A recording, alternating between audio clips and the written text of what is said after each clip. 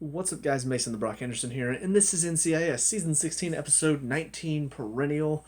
Getting very close to the end of the season, and another good episode. They've really stepped up their game the second half of the season, and I'm glad, because I didn't want it to just kind of peter out, because then going into Season 17, I'd be like, well, there's really no hope for me to look forward to, because you know, last season didn't really end that great, and so this season, if it didn't end that great, I would be very worried going into season 17, just being like, ugh, how do they get another season? But I can see where there's a lot of good intrigue to the end of this season. First of all, with all the storylines that are building up, but this one was another good. The case itself wasn't all that fantastic, it was good. It just wasn't anything spectacular. But I liked the whole thing with the kid. Clearly he had a motive. He was trying to, essentially get his brother out of prison by killing this one cop who always testifies, and then of course, shot a bunch of other people at the hospital to make it look, like it was random. Um, but yeah, I like the storyline with that and his dad because it was very realistic. I felt like for the dad to be like, I don't know where he'd be, but then ultimately, the dad realizes the only way for his son to get out of this alive is to say, hey, here's where he is. Stuff with Torres was a little weird. A little bit of a carryover from last episode because we saw him going to talk to Sloane at the end of last episode, and I guess she I don't know, she spoke to him in a certain way that got him introspectively thinking. I don't know, because in this episode he's talking about like, oh, all of this, it releases my inner swan. It's like, what? What is any of this? So yeah, I don't know. It was just kind of weird and random, but ultimately, we do have that moment at the end where he tries to get the kid to go for his gun, and I don't really know, why that whole scene was there. Like I don't know if that was supposed to symbolize like Torres nearly lost it, but then he managed to reel it back in, or if this is leading to that last scene, which I'll talk about it in a second with Gibbs and McGee. Um, but it was a little weird hearing him talk about this inner swan that releases, and for some reason it's the random shootings that do this for him. I don't know. It was just kind of a random plot thread thrown in, and then Gibbs sent Torres in at the end, almost kind of testing to see if burning Rule 10 was a good idea. And it nearly, he wanted the kid to go for his gun because he wanted to be the one to finish him off, because he wanted to get that aggression out. But then ultimately that scared the kid because he didn't want to get shot. So he was like, no, no, no, please don't shoot. So I don't know. It was a little bit of a weird plot thread, but maybe it's playing into this whole idea of burning Rule 10. We'll see. As far as the stuff with Sloane and her daughter, honestly, it took me a second because, I don't know, I didn't really hear her name, and then when I realized, wait, that's Faith. Oh, that's the girl that. Oh, that's why Sloane was stepping out earlier. But I don't know. It's very interesting how Sloane is probably one of the most she's a psychiatrist, she's a therapist pretty much, and yet for some reason she can't really, I don't know, she can't look at herself and figure out what's going on. I feel like that is true for a lot of therapists though. Like they're very good at reading other people and giving other people advice, but when it comes to themselves, it's like they don't really know what to do. um, that's the thing. Who's going to be the therapist for the therapist? So yeah, I would buy the fact that maybe she's not making the best decisions, but the stuff with her and her daughter, not really the most interesting thing. Like, it was interesting to see her daughter had found out about her already and knew who she was as soon as she walked in the room. Um, but I don't know. They're kind of leaving it up in the air about what's going on there. She leaves her with this picture and her number saying, hey, call me anytime you need me, type of thing. But I don't know. Her daughter is rightfully upset because she walked out of her life and then also won't tell her why. And I don't really know if we know why. I feel like it might have something to do with like the fact that maybe when she gave birth, she was in the middle of an operation or something like that, some sort of mission. I don't know for sure. I don't know if they've talked about that yet either. I don't think they have, but maybe we'll find out later on this season. But yeah, that whole thing was okay. It was kind of interesting, but it wasn't really grabbing me like some of the other stuff was. But the stuff with Bishop, very interesting. I'm curious to see where it's going because again, it seems like there's a possibility that Ziva might still be alive, and so she's dealing with Ziva's little outpost, and there's this plant here, and she wants to try to bring it back to life. And I I don't know if she's just doing this kind of symbolically or if she wants to, I guess make things look nice for when Ziva does come back. I don't know. I don't know exactly what's going on. But ultimately, we do see, she tries everything, it doesn't work, so she just buys a new plant and replaces it. I don't know if that's supposed to be symbolism or not. I guess we'll see. But she does have a talk with the woman who owns the place at the end, and the woman does give her some message about hope. How it can really get into us and make us make. I don't even remember what she said now, but essentially just talk to her about hope. So maybe the woman knows something about Ziva that we don't know. I don't know. But yeah, so that's about most of it. Then the final thing was, of course, this whole thing with Gibbs. You can tell he's kind of still up in the air about that decision to burn Rule 10. Rightfully so, because he's lived by that rule for so long. I mean, McGee talks about it.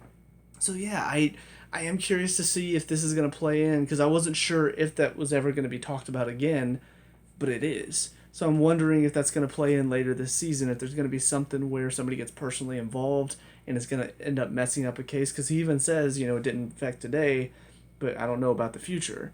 So, yeah, I'll be curious to see where that's going, because it seems like they wouldn't just talk about this for no reason, so maybe there's a plan there. So, I don't know. It was a good episode, though. It grabbed my interest for the most part, and I'm still excited to see where the rest of the season goes. So, that's it for this one. On to the next one. See you there. And now, episode 20, Hail and Farewell. So, new day, new episode of NCIS, and this is a pretty good one. It was definitely not. I don't know. It's a little bit of a downturn from the past few episodes, just because the past few episodes have been good. This one was okay. I I don't really agree with how Gibbs is acting in this episode, because I don't know. There has been so much talk about this whole "don't make it personal" rule that he burned this season, but I don't know. He's still smart. He's still a guy that thinks rationally. And I just can't think of a rational reason why he wouldn't tell the team, why he wouldn't talk to them about what was going on. I get the idea that he's upset by it, and I completely understand like his mindset for a lot of it, but that one thing, not talking to the team about it, lying to them, not giving them the info that they might need, I don't agree with that. And I don't think that's a Gibbs move. I think I don't know, it just doesn't make sense for his character. It doesn't make sense for this case. It was a weird decision. It did lead to a good scene, though, with McGee, because him telling Gibbs to go home. We've seen McGee take the reins quite a bit before. We've seen him step up and become, like, that Gibbs-like figure for the team. But to actually see him do it to Gibbs was pretty awesome. Like, I really think that was a good scene for McGee, and I feel like it escalated his character a little bit more to see him have the strength to say, no, Gibbs, you're off the case. You're not thinking rationally. Because it's true. Aside from that, though, the whole thing with Gibbs, why he decided to break off the engagement, some people might look at that and say, well, that doesn't make any sense. If you love her, why not get engaged? Or why break off the engagement? I kind of get it, though. It's kind of sad, almost. But I do kind of... I don't personally, sympathize with that, but I think I can understand where he's coming from, because he's dealt with so much in the past that has hurt him, that whenever he did get into this relationship and it was real for him, he thought, this has happened to me before, I can't do it again. I can't go through this again, falling in love with somebody, marrying them, and then the possibility of losing them. And then ultimately he did lose her anyway. So it's like he made, and even said at the end, he tried to make that decision because of what happened, and yet he still ended up at the grave anyway, or at her grave anyway. I'm just like, it's sad, and it does make sense. So I think they did that part of the story well. And then as far as the case, was kind of interesting concept of, somebody dies. Everybody assumed she was in the Pentagon during 9/11 when it got hit by the plane, and then it turns out she wasn't. So almost kind of like just dumb luck that this guy got away with murder for so long, because everybody just assumed she was at the Pentagon, so nobody even bothered looking into her death and looking into what could have happened. So for 18 years, he's been completely on the, like, scot-free, pretty much. So it was an interesting concept for the case, but ultimately, just because NCIS has to be NCIS, it has to be somebody that we met before, and I don't know, just the guy who he was like the head of the academy or whatever, like, I don't know, he just didn't seem like he, knowing now that he's the bad guy, looking back at some of his interactions with Gibbs, I don't know, it didn't seem quite right. Like, he actually seemed to be a caring person, and then in the end it's like, oh no, you were the one that killed her. It's like, well, but now some of what he said, like, I don't know, it doesn't really fit for me, but whatever. It's the NCIS thing. It's like the person you thought was the good guy is actually not a good guy. He's the bad guy. Anyways, but that's it for this one. On to the last of these three. See you there.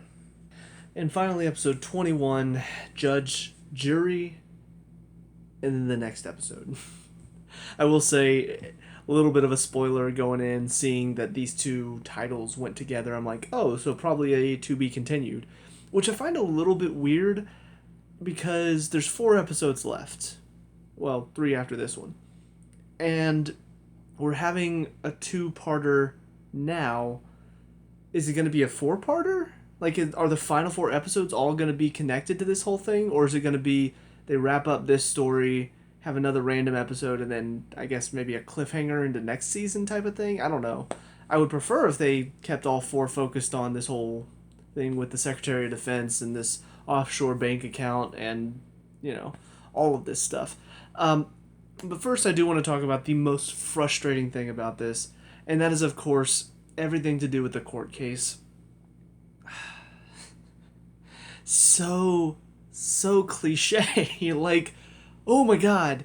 Because just all of it, from them going in all confident, like, yeah, we got this, but of course it's halfway through the episode, so of course they don't got this, and so they get this new information. First of all, the rule itself was dumb.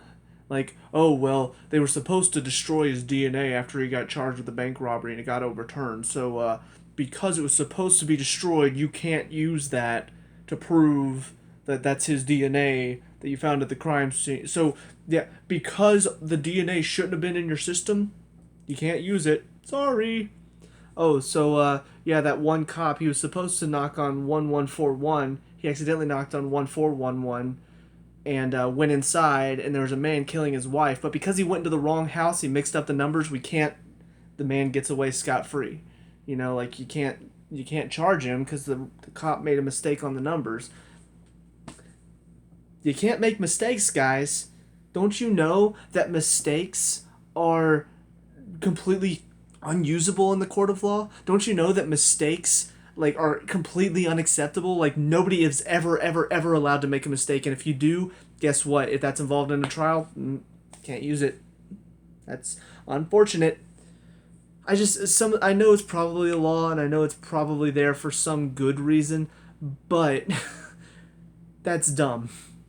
The man, literally his DNA is at the scene, and because there's a law saying, well, it was supposed to be destroyed and it wasn't, and instead it was accidentally entered into the database, because that, all of a sudden you can't use that DNA anymore, even though it matches him. I'm just like, well, that's stupid. That's so dumb. So a mistake happened, and then he got found because of that mistake. Really? Oh my god. So, yeah, that happened. That was stupid. And then on top of that, they did the other really annoying cliche where the father of the son who died because of this, him poisoning the ice cream bars, all of a sudden just starts bitching out Gibbs. I hate that cliche. I hate that cliche so much because they use it all the time in TV shows.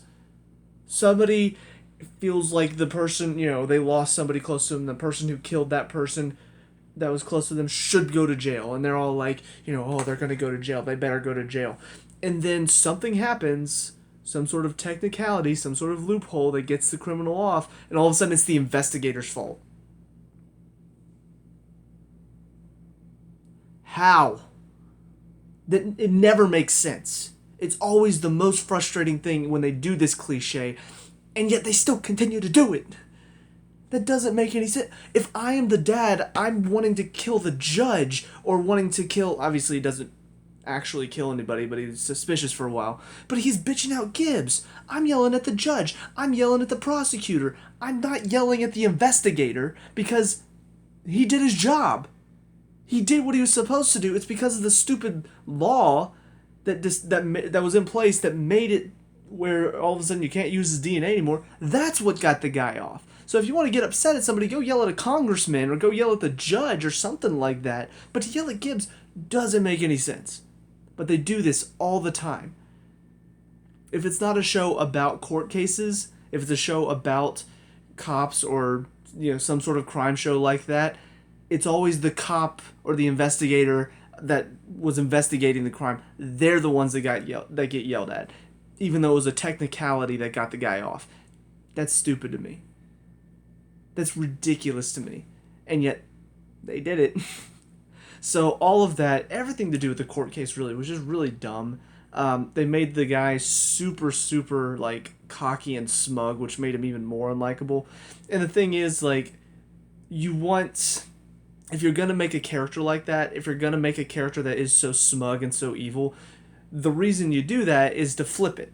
At the end, when they catch him and when they manage to get him arrested, to see him go from being all like,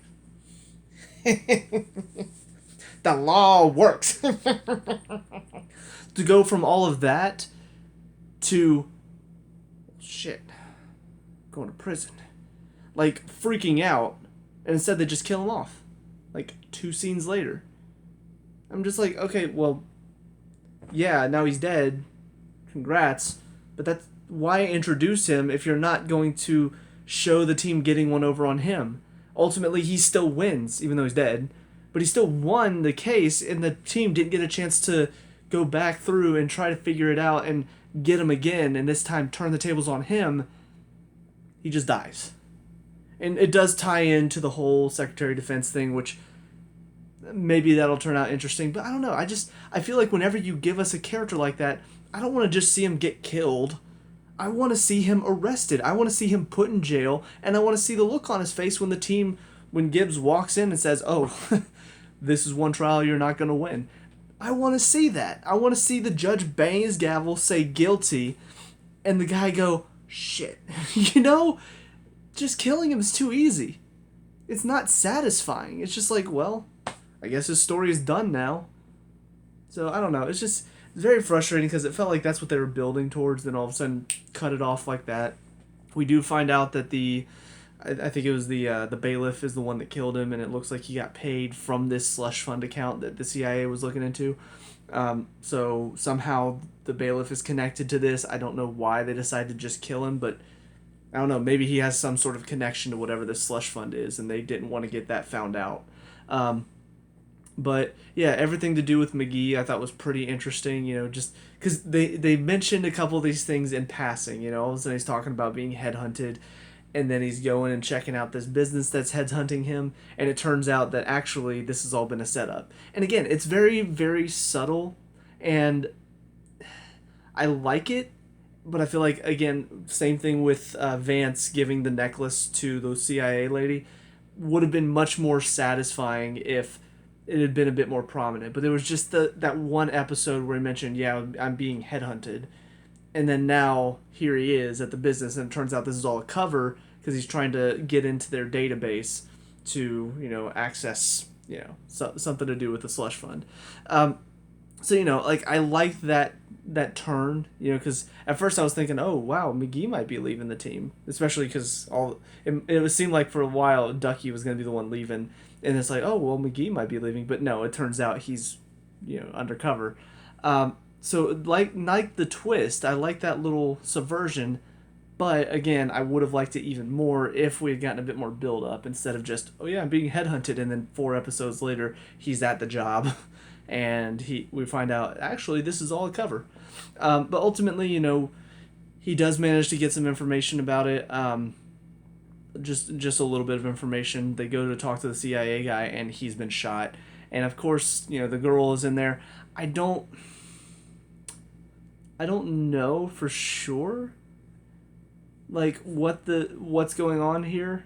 Because on the one hand, I know they're making it seem like, well, maybe she had something to do with it. So it's almost kind of like you make it so obvious. Obviously, it's not her. But at the same time, because Vance seems to have this connection with her, and we even see him deleting a picture of them together. And the title of the picture is something along the lines of, Our Wonderful Night or something like that. So clearly she's somebody that he cares for.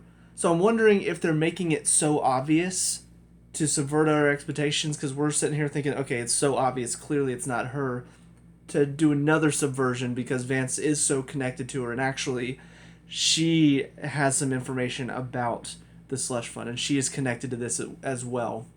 So it's almost kind of like a reverse type of thing. So I don't know if they're going to do that. TV shows rarely do that. When they do, though, most of the time it's handled well. You get that one person that looks so suspicious that it can't be them because that would be too easy. But then it turns out it is them, but not for the reason you thought.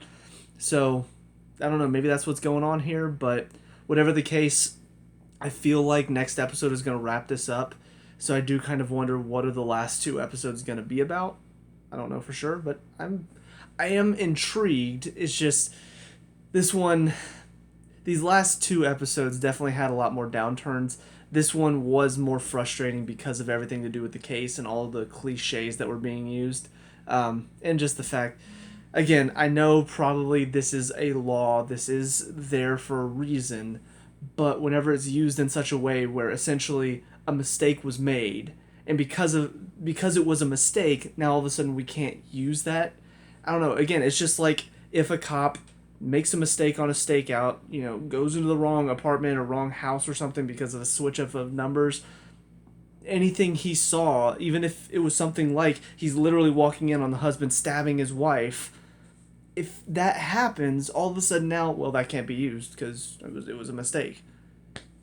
It just seems wrong to me. It seems, if that is how the system works, if this is actually something that could happen, that seems very wrong to me. And don't get me wrong, like I get there's a reason, there's a process for a reason, but at the same time, you have to make exceptions. You have to look at the rule and say, all right, but this is an exception because yes, this was a mistake, but this is literally the only evidence they have against him, and he needs to be held responsible. And it's kind of a toss-up as to what's too far, where do you draw the line. Obviously, that's not up to me to decide, but I still look at this and I do get frustrated at that. So, anyways, all that being said, though, that's it for these 3 episodes. Let me know what you guys think down in the comment section below. What were your thoughts on these 3? Let me know. We can talk about and discuss. Like good stuff. Leave a like and subscribe if you're NCIS, and I'll see you guys in the next one. Peace out.